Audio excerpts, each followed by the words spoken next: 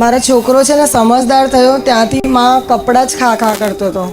રાતે 2 વાગે ઉઠીને કપડાં ખાય અને છેવટે 8 મહિના પહેલાં એને એવું થયું કે એને પેટમાં કપડાની ગાંઠ થઈ ગઈ અને બધા ચાદરા કપડાં પોતાના પહેરવાની ટી-શર્ટો ખાઈ જ જતો હતો માં.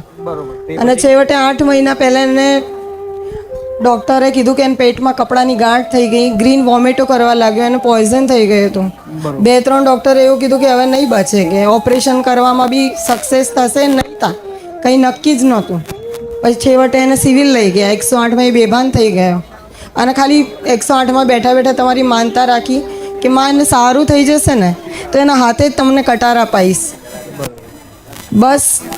અને સિવિલમાં જે બીજી વાર રિપોર્ટ થઈ ને તો ડૉક્ટરે ખાલી એટલું જ કીધું કે એને કંઈ જ નથી, પેટમાં ખાલી ઇન્ફેક્શન થયું છે, એ 2-3 દિવસમાં સારું થઈ જશે તો હું રજા આપી દઈશ. કે એટલે સતત કપડાં ખાતા હતા એના કારણે સતત જ ખાતો હતો મેમ, સતત જ ઝેર થઈ ગયું હતું એમ પેટમાં. હા, પોઈઝન થઈ ગયું હતું. એ પોઈઝનનું કારણ હતું કપડાની ગાંઠ હતી એના પેટમાં. વોમિટ થતી હતી. હા, આ સમય તમે માતાજીની માનતા રાખી.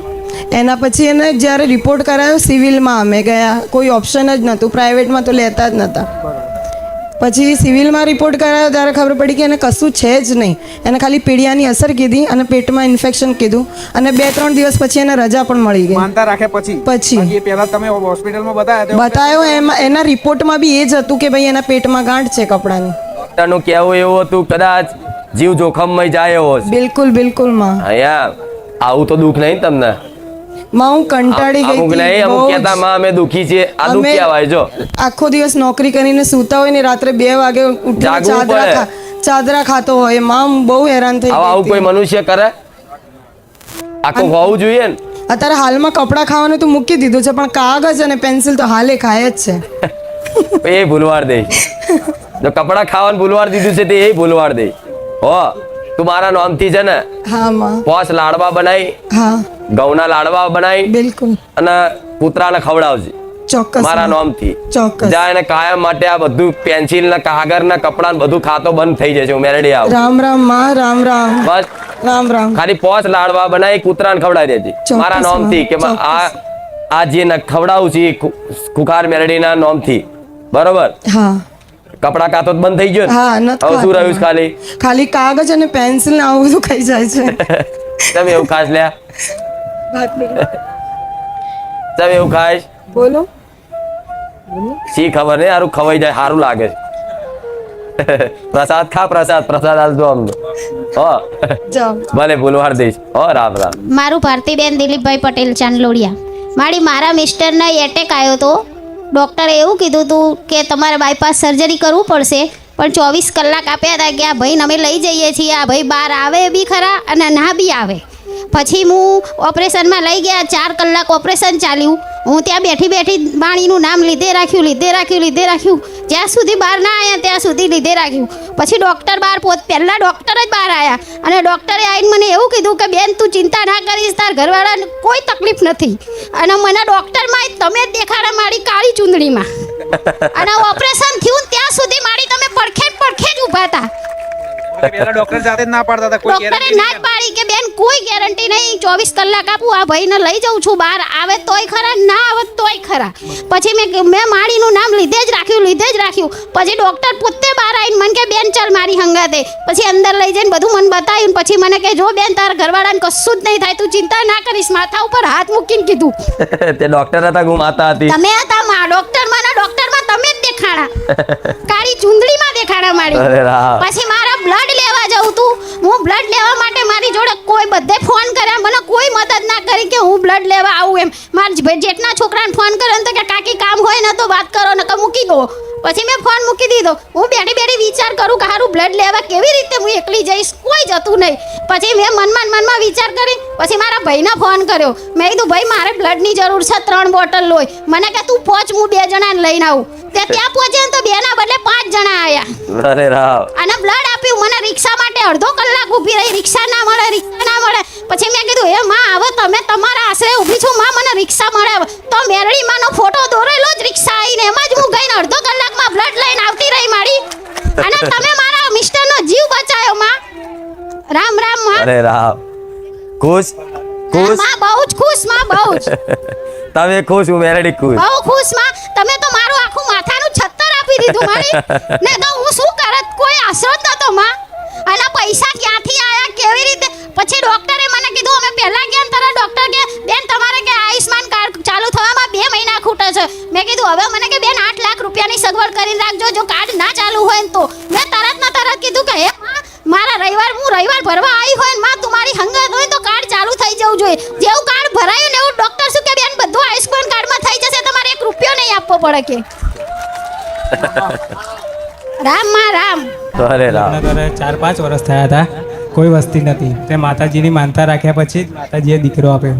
ત્રણ જગ્યાએ જે આવો પણ કોઈ ફેર ના પડે. આગળ 2-3 કુવા ફર્યા હા. અને દવાઓ દવાઓ બહુ કરાવી હતી પણ કોઈ ફેર નતો કોઈ પડે. ફરક નતો પડતો. અને તમે બારેજા ધામ આવ્યા કેટલો સમય થયો? સમય લગભગ ગયા 12મા મહિનામાં આવ્યો તો પહેલો રવિવાર ભર્યો અને 8મા રવિવાર ફેર પડી ગયો. બરોબર. એટલે પહેલો રવિવાર ભર્યો ને 8મા રવિવારથી સારા દિવસ. હા, સારા દિવસે ગયા.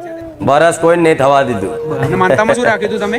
માનતામાં 1 કિલો પેડા અને શ્રીફળ ચૂંદડી. બરોબર. ને આજે ચાલતા આયા ને? હા, ચાલતા આયા. ક્યાંથી ચાલતા આયા? વિરસદથી ચાલતા આયા. રિસર્ચથી ચાલતા આયા. કેટલા ક્યાંથી? કિલોમીટર થાય? વિરસદ બોરસદ તાલુકો. જેટલું થાય 80 કિલોમીટર થાય.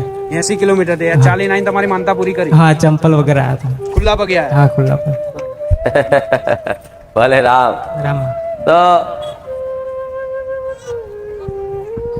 એમ તો ભાવ તો હા માં. બધાનો ભાવ છે, ખૂબ ભાવ હતો, હરખ હતો. હા માં. ભલે મારી નિશાની આ મારું પ્રતીક, એનું નામ પ્રતીક રાખો ને.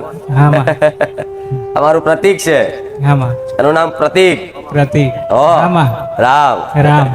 ખૂબ આશીર્વાદ છે. રામ રામ. ચકલા ચણવણ નાખજો મારા નામથી. હા માં. હો હા. આટલું આલ્યું, આટલું ચકલાલી કરજો. હા. અને મારા બહુને 4 વર્ષ થયા મેરેજ કરે તો 2-3-4 દવાખાના બદલે એમાં પણ સારું આવતું નહોતું એમનો બરાબર રિપોર્ટ. તો પછી ડૉક્ટર એવું કે પછી મેં અહીં આવી તો મારા છોકરાના ભાઈબંધે કીધું હતું કે માસી તમે ત્યાં જઈ આવો, મારો છોકરો મને અહીં લઈ આવેલો ગયા નવરાત્રિમાં. તો મેં બેઠા બેઠા માને અરજ કરી હતી કે માં જે પણ તું આપે. મારા બહુને અત્યારે 5 રવિવાર ભરતા ભરતા મને સારા સમાચાર આપે. તો 5 રવિવાર પૂરા થયા અને સોમવારે એની મમ્મીને ફોન આવ્યો કે રાજસ્થાન મોકલો. તો આ કે મારે નથી જવું. મેં કહું કેમ? તો કે મમ્મી મેં આજે ચેક કર્યું છે તો મને 2 લીટી આવી છે કે. એટલે પછી રાજસ્થાન ના ગઈ અને મોટી ચુંદરીની બાધા રાખી છે. અને મેં રાખી હતી 5 કિલો પેંડા અને મોટી ચુંદરી, શ્રીફળ, નારિયેળ, ગુલાબનો હાર પહેરાવાનો ને એ બધું માતાજીને. હા, એટલે આગળ એમને લગ્ન કરે 4-5 વર્ષ થયા. 4 વર્ષ થઈ ગયા તેમના લગ્ન. થઈ ગયા તો સારા દિવસો નતા રહેતા. દવાખાને લાયા તો દવાને બતાવી કે આ ઈંડું નથી થતું, ના નથી થતું. દેશી કરાવી હતી ને એ પેલી દવા કરાવી પછી ના આરામ થયો તો અહીં આયા મેં બાધા લીધી. તરત દવાખાના કર્યા કોઈ ફેર ના પડ્યો. ના ફેર પડ્યો. બારેજા ધામ આજથી વર્ષ પહેલા આવતા હતા. આ વર્ષથી આવતા હતા, ગઈ નવરાત્રિથી ચાલુ થયા હતા. 5 રવિવાર ભરે ને માતાજી પ્રાર્થના કરી તો હા. પછી એમને સારા દિવસો રહ્યા. રહી ગયા. આજે 1 વર્ષ પછી એમને દીકરો આવ્યો, દીકરો. હા, એમાં મેં એને તરત જ નોર્મલ હતું પણ પછી એને ઘરે તકલીફ થઈ ગઈ તો સીઝર આવ્યું. તો ડૉક્ટરે એવું કીધું કે બાળક બચે. માં તમે માને અરજ કરી કે માં ભલે સીઝર આવે પણ એને બેને સારા રીતે રાખે. પણ 10 જ મિનિટમાં જે હું થેલો ભરતી 10 મિનિટમાં વેવાનો ફોન આવ્યો કે બાબો થઈ ગયો છે. તો મેં કીધું હા માં. મેં કીધું ડિલિવરી વખતે પણ તકલીફ પડી. હા, ડિલિવરી વખતે ક્યાં માં બચેગા? આ છોકરો તકલીફ થઈ ગયેલી ઘરે જ, બાળક કોરું પડી ગયેલું. એટલે પછી તરત માને અરજ કરીને 10 જ મિનિટમાં ફોન આવ્યો પાછો. તો માએ તરત જ કીધું કે બેન વેવાણ તમારા ઘરે દીકરો આવ્યો છે કે. તમે કહ્યું સારું. તમે શું રાખ્યું? 5 કિલો પેંડા અને મોટી ચુંદરી, નારિયેળ એ બધું માતાજીને. હા, અને બહુ એ ચુંદરીની બાધા છે મોટી ઓઢાવાની માતાજી ને. દીકરાને અહીં નામ આપવાનું પણ ત્યાં કેવું થયું કે ભૂલ અમારી એક થઈ ગઈ છે કે ત્યાં રાજસ્થાનમાં સટી નહીં આપતા સ્કૂલમાં પેલું જન્મનો દાખલો. તો કે તમે ગમે તે કરો તો ત્યાં ખાલી એને નામ આપી દીધું હતું પણ અમારે નામ અહીં વહુને બી નામ અહીંયા જ આપવાનું છે. 30 માટે ખાલી નામ પાડ્યું. હા, એ પેલું સટી પેલું આપે ને જન્મનો દાખલો એના માટે. એ સમજુ છું, બરોબર છે. હા, એટલે પણ તો એ નામ ભૂસી નાખવું પડશે પછી. હા, તો વાંધો નહીં, પૂછાઈ દઈશ. તારો ભાવ છે ને, હવે તો મને એક જ વાર નામ વાલું છે, રામ. હા, તો વાંધો નહીં. માં બહુ સારું કહેવાય. માં ખુશ છું રામથી. હા માં. પણ જો એના નસીબમાં ભગવાને લખ્યું હશે આ નામ પડવાનું તો ગમે તે રીતે રચાઈ અને આવી ગયું ને. હા માં. હા, અમારા રામની કૃપા કહેવાય. આમ રામ. રામ. રામ માળી રામ. મારા હું આવતી હતી 2-3 રવિવાર ભર્યા હતા. પછી મારા ભત્રીજાના વહુને 2 મહિના થયા હતા. એટલે મેં કીધું તું બારે જા હેડ, તને માતાજી દીકરો જ આપશે. એટલે કે આ કે એવું ના હોય. મૂકો ના, તું એક વાર તો હેડ, વિશ્વાસ તને આવશે માતાજી. અમે જો એમને વિશ્વાસ આવ્યો તું હેડ. એટલે આવ્યો પછી એને રવિવાર વીએ ભર્યા જો સુધી કે મને ગાડી બેસાશે તો સુધી મારી રવિવાર ભર્યો તો મૂકો માયની મનોકામના પૂરી કરજે માં મારું એક કામ ઓછું કરજે પણ માં એ બહુ હારી ગયો તો માં 3 દીકરીઓ હતી તેમાં એનું મનોકામના તે પૂરી કરી માં. એટલે આગળ એમને 3 દીકરીઓ હતી. હા એટલે માં એમ કે દીકરી આવશે ને તો હું કેનલમાં પડીને મરી જઈશ કે એવું કહેતા હતા કે ચોથી દીકરી આવશે તો હા કે હું કેનલમાં પડીને મરી જઈશ મૂકો માં મારી લાજ રાખજે માં. તો મરવાય ના દો ને પડવાય ના દઉં એ વેલડી.